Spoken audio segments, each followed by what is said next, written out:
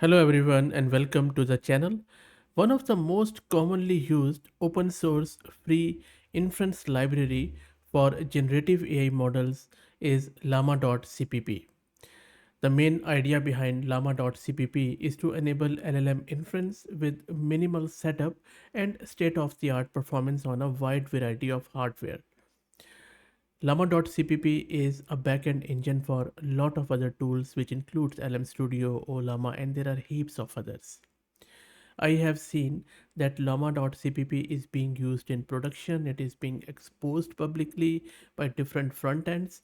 So, and the sprawl of llama.cpp is spreading like wildfire. The reason is it is quite good, it is very easy to use, and it doesn't take a lot to run. But then there is a problem. Recently, a vulnerability has been found in llama.cpp which could compromise your AI powered software.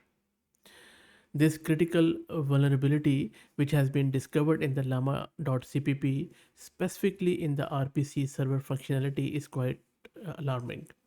The vulnerability, identified as CVE 2024-42479, allows an attacker to write to arbitrary memory locations, potentially leading to remote command execution or RCE. Or, in simple words, they could just take over your system easily. Llama.cpp is an open source project that enables LLM inference with minimal setup and state of the art performance on various hardware platforms, which includes both local and in the cloud. And I know for a fact that many individuals, companies, they are running llama.cpp in the cloud and they are exposed publicly. So this vulnerability lies in the GGML backend CPU buffer get tensor function in llama.cpp, where an unsafe data pointer member in the RPC tensor structure can cause arbitrary address writing. This allows an attacker to exploit the vulnerability, potentially leading to RCE when combined with other vulnerabilities. The impact of this vulnerability is significant as it can be used as primitive for arbitrary writes in an exploit. In fact, the discoverer of the vulnerability, um, and I think that is 7 RESP 4SS, that's the ID of that discoverer, from 360 Vulnerability Research Institute, demonstrated that the vulnerability severity by combining it with another arbitrary address read vulnerability to achieve RCE. If you break down this CVE or this vulnerability, you would see that it affects the RPC server functionality in the llama.cpp. It enables an attacker to write to arbitrary memory locations. Root cause is unsafe handling of user control data in tensor operations, and it can be leveraged for RCE when combined with other vulnerabilities. So why it is important to know about this and why it is important to take care of these vulnerabilities? Well, look, vulnerabilities like this CVE highlight the importance of prioritizing security in software development. If left unaddressed, such vulnerabilities can be exploited by attackers to gain unauthorized access, disrupt operations, or steal sensitive data.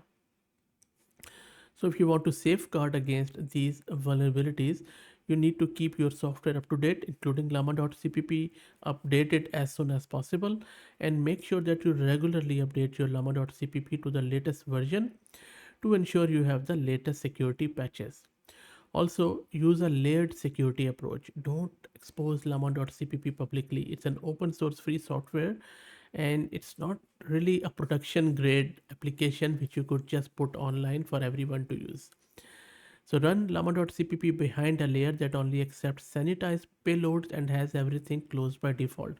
For example, if you're running it in AWS Cloud, maybe just put this behind your CloudFront distribution or your which is the CDN, the content delivery network, or just put a load balancer in front of it and then attach a web application firewall to it, and then maybe also put in some other guardrails around it. Also, make sure that you are sanitizing and pre-processing your user input, where you need to ensure that user control data is properly sanitized and validated to prevent exploitation. And then if it is only aimed at your own users, then maybe use whitelisting and use that in firewall or whatever you are using to use only the traffic which is legal to your endpoint. So the vulnerability in llama.cpp's RPC server serves as a reminder of the importance of prioritizing security in software development, no matter if it is AI powered or not. By staying informed, keeping software up to date, and implementing layered security measures, we can minimize the risk of exploitation and ensure the integrity of our valuable systems. So, my recommendation, if you use the llama.cpp, upgrade it as soon as possible. If you use the RPC server specifically in llama.cpp, update to the version B3561 or above immediately. Also, avoid running llama.cpp in production environment or exposing it to the internet without proper security measures. Consider using a simple backend to forward requests to the inference service, ensuring only sanitized payloads are accepted. So these are my 2 cents. I would highly suggest you to use that. And if you need any more information, just put it in the comments, and I'll be happy to answer any questions in this regard. And another thing I would like to mention here is that I have seen this trend in the industry that they think that, okay, if a large language model is dealing or it is acting at the back end of all of these AI powered applications, and which includes llama.cpp, olama, or LM Studio, people are just exposing them as such on public endpoints and they think that LLM is going to take care of all the attacks, and so that is a totally baseless thing.